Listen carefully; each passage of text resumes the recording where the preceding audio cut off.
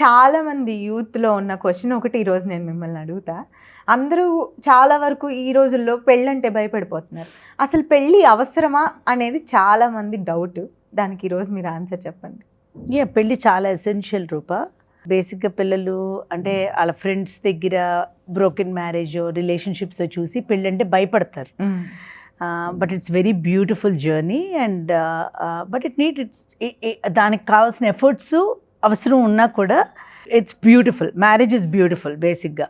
కానీ దానికి తగ్గ ఎఫర్ట్స్ పెట్టాలి. ఏదైనా సరే దేనికైనా ఎఫర్ట్స్ పెట్టాలి కదా. ఇప్పుడు నువ్వు హాలిడేకి వెళ్ళాలంటావు, దానికి కూడా ఎఫర్ట్స్ పెడతాం కదా. You need to plan. దాని తర్వాత దానికి టికెట్స్ కొనుక్కోవాలి. మన స్తోమతను బట్టి మోడ్ ఆఫ్ ట్రాన్స్పోర్ట్ ఎన్నుకుంటాము. అప్పుడు ఈ జర్నీ అంతా ఈ వెనకాల ఈ స్కెచ్ అంతా అయిన తర్వాత యూ రీచ్ ద డెస్టినేషన్ కదా.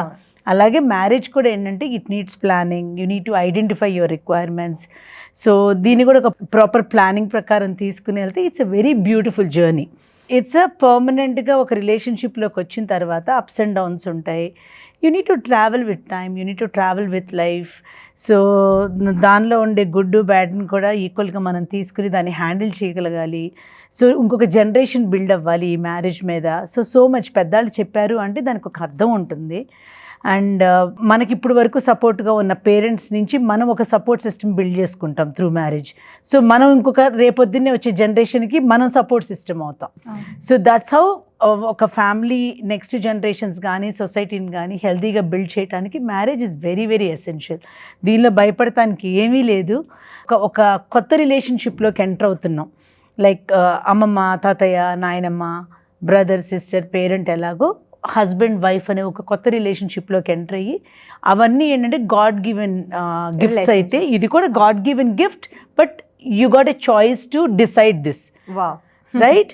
సో దాన్ని ఒక ప్రాపర్ డెసిషన్తో ఒక మంచి స్పౌజ్ని ఎన్నుకుంటే కనుక దట్స్ ఎ బ్యూటిఫుల్ జర్నీ.